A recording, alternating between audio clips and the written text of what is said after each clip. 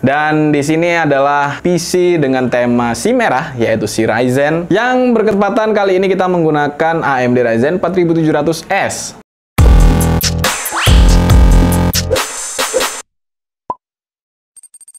Hai, welcome back to 180 Solution. Bersama saya Bayu, dan kali ini kita bakalan balik lagi ngerakit. Enggak sih, ini nggak ngerakit ya, karena PC-nya udah jadi. Jadi kita kali ini bakalan nge-review. Ya, ini adalah sebuah PC mini ITX ya. Ukurannya segini doang. Dan PC ini itu bisa dibilang kalian beli siap pakai ya. Ibarat kata kayak all-in-one, tapi nggak juga karena ini bisa kalian upgrade. Dan di sini adalah PC dengan tema si merah, yaitu si Ryzen. Yang berkesempatan kali ini kita menggunakan AMD Ryzen 4700S. Oke, jadi di mini PC ini kita akan mencoba seperti apa performanya untuk gaming ya. Kita nggak edit-edit, kita nggak fokus ke editing. Kita fokusnya untuk gaming, karena dari budgetnya sendiri mungkin PC ini nggak terlalu tinggi, tapi juga nggak terlalu rendah. Tapi oke ya, udah lumayan untuk main game-game e-sport. Dan di sini kita memang nggak target untuk game AAA ya. Dan satu lagi, di sini cuman pakai 1080p, nggak sampai ke 2K apalagi 4K. Anyway, untuk spesifikasinya kita akan langsung lihat aja. Yang pertama tadi sudah saya sebut, yaitu prosesornya. Yes, di sini kita pakai Ryzen 4700S dengan 8 core dan juga 16 thread. Kemudian untuk motherboard di sini sudah ada ya, langsungan, yaitu ITX motherboard. Dan juga untuk RAM-nya di sini 16 GB GDDR6. Nah, kalau VGA-nya di sini kita pakai AMD Radeon RX 550 yang 2 GB.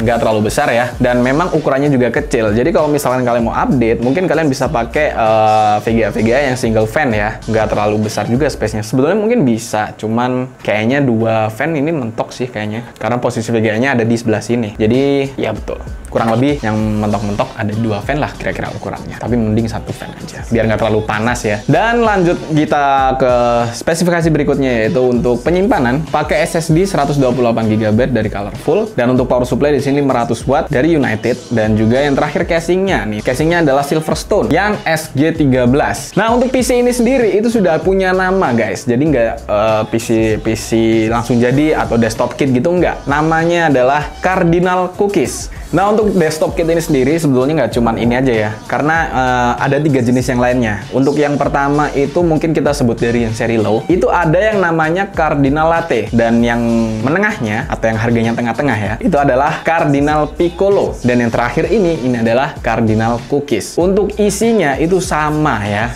jadi spesifikasinya nggak ada yang beda satupun. Yang menjadi pembeda adalah ukurannya saja. Bahkan ya, untuk yang Latte dan juga Piccolo itu sendiri itu sama-sama menggunakan mainboard ITX. Jadi sama-sama kecil, kalian bisa gunakan di PC, di casing yang berukuran kecil juga atau yang ukuran ITX. Dan untuk harganya memang bervariasi ya. Untuk yang Latte sendiri atau yang casing paling standar, itu dia dibaca dengan harga 5 jutaan. Kemudian untuk yang Piccolo itu ada di harga 6 jutaan. Sedangkan ini untuk yang Cookies itu ada di harga 7 hampir 8 jutaan lah kira-kira. Nah, kalau ngomongin dari segi desain ya, untuk segi desain dari casing memang menurut saya memang lebih menarik kalau kita pakai yang kecil sekalian ini, yang Cookies ya, dibandingkan dengan yang 2 sebelumnya, yaitu Latte dan juga Piccolo. Memang segi performa mungkin tidak ada pembeda, tapi untuk segi estetika mungkin sedikit berbeda, karena PC ini sendiri bisa kalian taruh di meja tanpa memakan space terlalu banyak, atau mungkin ya sedikit mempercantik desktop table kalian. Oke, setelah kita menyebutkan spesifikasi dan juga jenis-jenis dari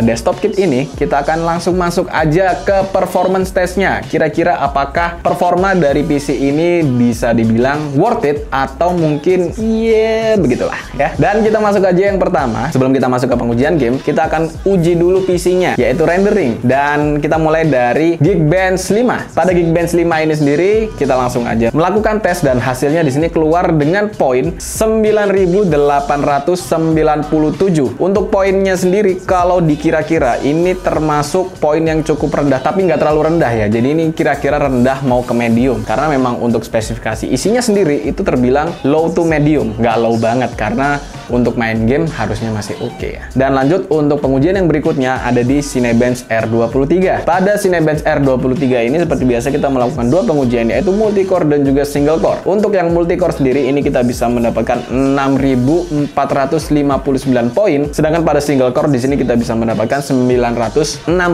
poin. Memang untuk hasilnya mungkin nggak terlalu bagus-bagus amat, tapi memang ini bukan ditujukan untuk mendesain ya. Di sini memang ditujukan untuk gaming. Tapi apakah kalau ngomong desain ini bisa atau enggak, saya berani bilang ini masih bisa untuk ngedesain. Mungkin yang nggak terlalu berat-berat ya, mungkin di Photoshop dengan ya yang nggak terlalu besar-besar kanvasnya. Untuk Premiere sendiri mungkin yang efeknya nggak terlalu berat, mungkin lebih ke arah kayak jahit jahit istilahnya ya.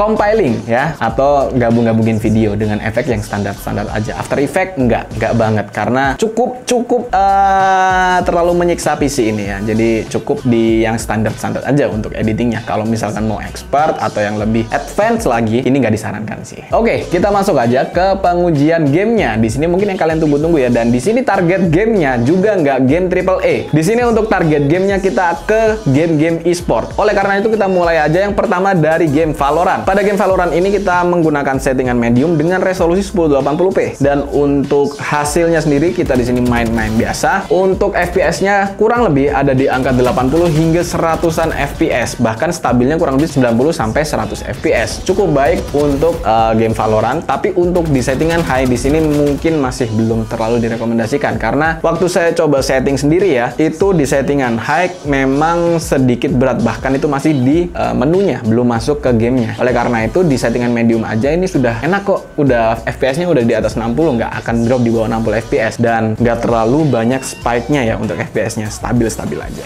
Lanjut kita ke game yang kedua, yaitu Dota 2. Pada game Dota 2 di sini kita melakukan setting presetnya kurang lebih ada di medium ya, dengan render resolution-nya ada di 100%, jadi gambarnya kita target nggak terlalu ngeblur ya. Dan di sini kita lihat aja live match yang ada. Untuk hasil FPS-nya sendiri di sini terbilang cukup baik ketika masih lagi farming aja. Di sini kita bisa dapat 60 sampai 70-an FPS. Tetapi ketika sudah mulai war, udah mulai rame nih ya, efek skillnya mulai keluar, itu kita mendapatkan penurunan yang lumayan sih ya, lumayan kerasa. Tapi masih playable karena masih ada di angka 40-an sampai 50-an FPS lah kurang lebih. Dan itu ada di settingan medium ya. Kalau misalkan kalian low kan untuk settingannya dengan render resolution mungkin 100 atau mungkin di bawah 100%, itu malah pastinya stabil di atas 60 FPS. Jadi untuk game Dota 2 ini sudah aman banget untuk desktop kit ini. Lanjut kita masuk ke game yang ketiga, yaitu CSGO. Pada game CSGO ini kita menggunakan settingan medium 1080p, dan untuk hasilnya sendiri ya, kita di sini nonton yang lagi live aja, dan untuk hasilnya kurang lebih kita ada di angka 50 sampai 70-an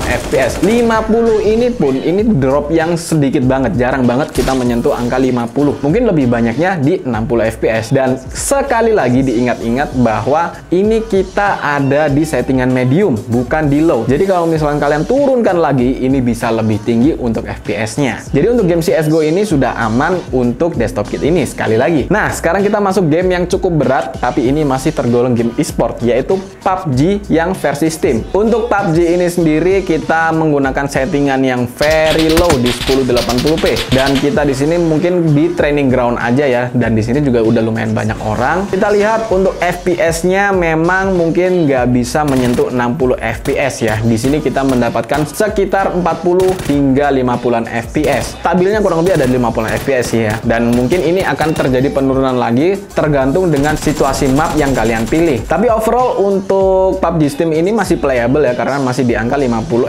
FPS dengan resolusi 1080. Turunkan ke 720 mungkin harusnya bisa menyentuh 60 FPS ya. Jadi untuk PUBG Steam sekali lagi bisa dibilang masih playable, hanya saja masih belum menyentuh 60 FPS di 1080p. Nah, kita masuk ke game yang terakhir nih ya, game e-sport yang cukup berat, yaitu Apex Legends. Pada game Apex Legends ini kita menggunakan settingan yang paling low deh, dan di rata kiri kan aja semua dengan resolusi masih di 1080. Kita masuk ke training ground juga. Di sini kita coba lari-lari, kita coba tembak-tembak, kita coba ya nge-slide sana sini. Memang FPS-nya ya segitu adanya, yaitu ada di angka 25 hingga 30-an FPS. Bahkan untuk perasaan saya ketika main pun memang ini nggak kerasa bisa playable ya, karena masih menyentuh hingga 25 fps, bahkan nggak stabil 30 gitu loh, naik turunnya sekitar 25, 28, 25, 28, jadi nggak enak juga gitu loh untuk main. Tapi sekali lagi ini di settingan 1080. Kalau diturunkan nih ya ke 720 atau yang resolusi paling kecil deh, harusnya kalian bisa main. Mungkin akan sedikit mengorbankan dari ya kualitas grafis, mungkin user interface-nya jadi besar semua, yaitu mungkin kekurangannya di situ ya. Tapi harusnya masih bisa playable, cuman ya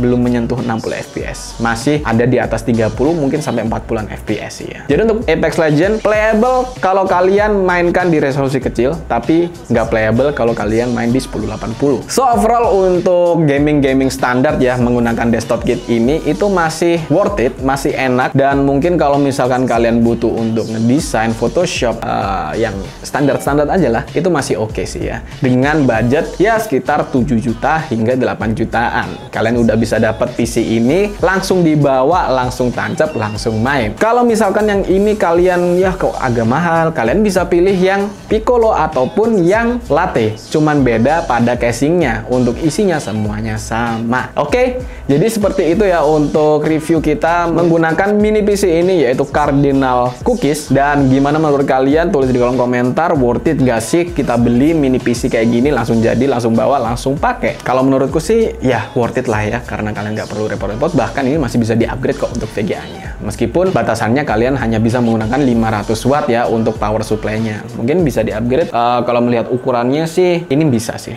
Bisa kok. Semoga aja ya. Kalau misalnya saya salah, tolong dikoreksi juga ya. Dan terima kasih karena sudah menonton video ini hingga akhir. Jangan lupa untuk klik tombol subscribe dan bunyikan loncengnya supaya kalian nggak ketinggalan video-video terbaru dari kami. Dan jika kalian tertarik untuk membeli mini PC ini, ataupun kalian mau ngerakit PC sendiri, kalian bisa langsung kunjungi link yang ada di kolom deskripsi di bawah ini. Kalian lebih terima kasih, mohon maaf bila saya ada salah kata. Saya Bayu pamit undur diri. Peace out.